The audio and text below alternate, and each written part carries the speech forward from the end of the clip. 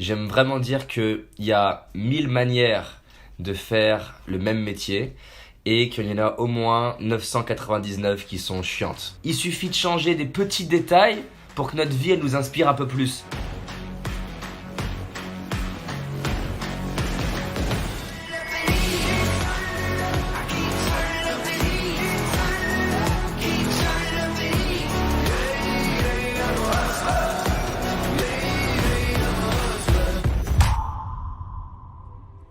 Si tu regardes la vie, le cliché de la vie de beaucoup de gens, c'est qu'ils grandissent jusqu'à 13-14 ans. À 13-14 ans, ils comprennent qu'il faut qu'ils fassent un certain métier pour être aimés par leurs parents, aimés par la société. Donc certains, ça va être il faut que j'ai un bac S avec un diplôme.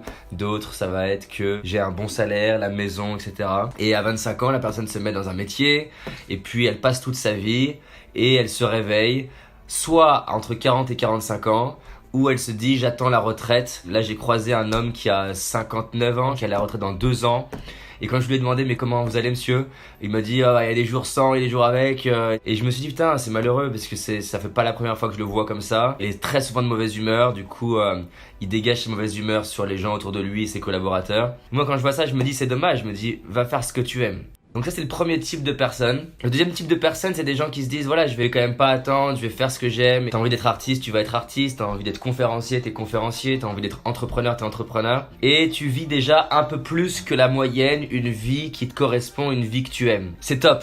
Et le problème du deuxième niveau, c'est que tu regardes les autres qui sont dans le même domaine qui t'inspire et t'essayes de juste être pareil. Donc si par exemple il y a des gens qui sont musiciens, bah tu regardes les musiciens et t'essayes d'être comme eux en étant un poil mieux en fait. T'es avocat, t'essayes d'être comme la plupart des avocats et un poil mieux. C'est mieux que le premier cas parce que t'es quand même dans une vie qui t'inspire, mais c'est pas non plus la vie que tu aimes. Et moi je suis vraiment attentif à ça. Par exemple, j'ai fait des séminaires sur différentes thématiques et je me rends compte que la veille du week-end, je suis plus ou moins enthousiaste à l'intérieur de moi. Je parle pas d'être surexcité, je parle d'être enthousiaste à l'intérieur de moi. C'est un bon indicateur, c'est un bon signal de dire hey, bonne direction. Le séminaire Entraîner pour réussir, je suis vraiment content de le faire et je dis ça c'est bon signe, c'est que j'ai fait encore un pas vers la vie que j'aime. Parce que j'adore enseigner, j'adore former, j'adore coacher, j'adore inspirer, mais je peux inspirer de 1000 manières. Et je me rends compte que par exemple, le séminaire Entraîner pour réussir, il est beaucoup plus en phase avec qui je suis et avec ce qui est important pour moi. Par exemple, le fait de réussir, le fait de se dépasser, le fait de développer sa confiance, le fait de faire ce que tu aimes, le fait d'aller vivre des trucs de dingue, mais vraiment le côté on se dépasse quoi, on n'est pas là un peu fleur bleue, ça va arriver tout seul. Non, on se dépasse pour se créer la vie qui nous inspire. On développe les compétences, on fait ce qu'il faut, on s'organise, on se remet en question. Et ça me correspond vraiment par rapport à ma personnalité, par rapport à qui je suis. Et du coup par conséquence, je suis plus heureux de faire le séminaire. Donc j'avais envie de te partager ça pour t'encourager toi aussi à modifier des petites choses, parce que des fois on est au bon endroit, mais il suffit de changer des petits détails pour que notre vie elle nous inspire un peu plus. Peut-être que tu es dans le bon métier, mais pas avec les bonnes personnes. Peut-être que tu es dans le bon métier, mais pas dans la bonne ville.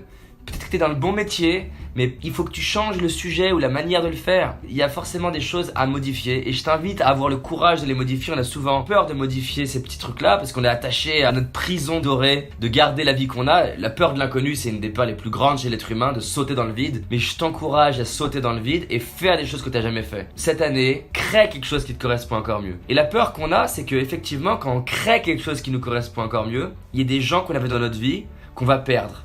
Mais la bonne nouvelle, c'est qu'il y a des gens qu'on va attirer.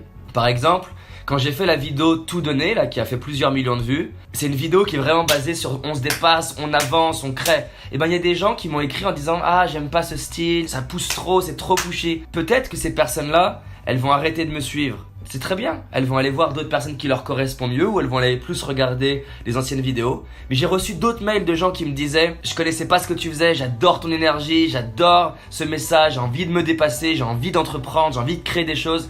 Et donc il y a une magie quand tu fais un saut dans le vide pour aller vers ce qui t'inspire. Il y a des gens qui partent de ta vie et des nouvelles personnes qui arrivent dans ta vie. Je t'encourage vraiment à avoir le courage d'être toi-même. Parce que tu vas attirer des personnes qui te correspondent beaucoup mieux et des personnes qui vont t'aimer pour qui tu es. J'ai envie de terminer avec la citation là de Steve Jobs. Votre temps est limité, ne le gâchez pas en menant une existence qui n'est pas la vôtre.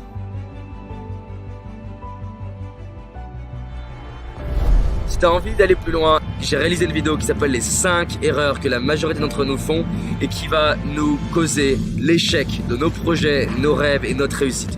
Une seule de ces 5 erreurs va t'empêcher littéralement de réussir et d'être pleinement heureux. Clique sur le lien dans la description, va voir la vidéo, c'est un indispensable. Je te dis à très vite, on avance ensemble. Cette année, c'est notre année. C'est parti.